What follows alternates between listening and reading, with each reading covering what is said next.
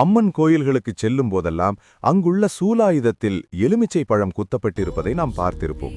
இது ஏதோ ஒரு சாதாரண சடங்கு என்று நாம் நினைத்திருக்கலாம். ஆனால் இதற்கு பின்னால் மறைந்திருக்கும் ஆன்மீகம் மற்றும் சமூக அறிவியலை பற்றி உங்களுக்கு தெரியுமா? இன்று சூலாயுதத்தில் எலுமிச்சை குத்தப்படுவதன் உண்மையான ரகசியத்தை பார்ப்போம். பழங்காலத்தில் ஆயுதங்கள் ஒவ்வொன்றும் தியாகத்தை அல்லது பலியை எதிர்பார்ப்பதாக ஐதீகம் இருந்தது.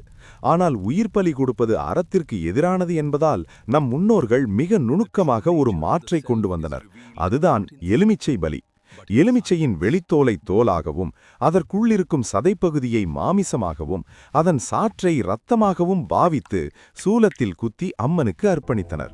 இது இரத்தம் சிந்துவதை தவிர்த்து அதே பலனின் புனிதத்தை பெற சோழர் காலம் முதற்கொண்டே கடைபிடிக்கப்பட்டு வரும் ஒரு சிறந்த முறையாகும். கோயிலின் சாந்தத்தை நிலைநாட்டவும் உக்கிரமான அம்மனின் கோபத்தை தணிக்கவும் இந்த எலுமிச்சை பழம் உதவுகிறது. எலுமிச்சையின் தெய்வீக நறுமணம் அம்மனை சாந்தப்படுத்துவதாகவும் இதனால் அவள் சாந்த ஸ்வரூபியாக காட்சி தருகிறாள் என்றும் சக்தி புராணம் கூறுகிறது. இனி நீங்கள் அம்மன் கோயிலில் எலுமிச்சையை சூலத்தில் குத்தும்போது இந்த சக்தி வாய்ந்த மந்திரத்தை சொல்லுங்கள். ஐம் க்ரீம் க்ளீம் சாமுண்டாய விச்சே. இந்த மந்திரத்தில் உள்ள ஒவ்வொரு சொல்லுக்கும் ஒரு அர்த்தம் உண்டு. ஐம் என்பது கலைமகள் சரஸ்வதியையும், க்ரீம் என்பது செல்வமகள் லக்ஷ்மியையும், க்ளீம் என்பது வீரம் தரும் காளி தேவியையும் குறிக்கும்.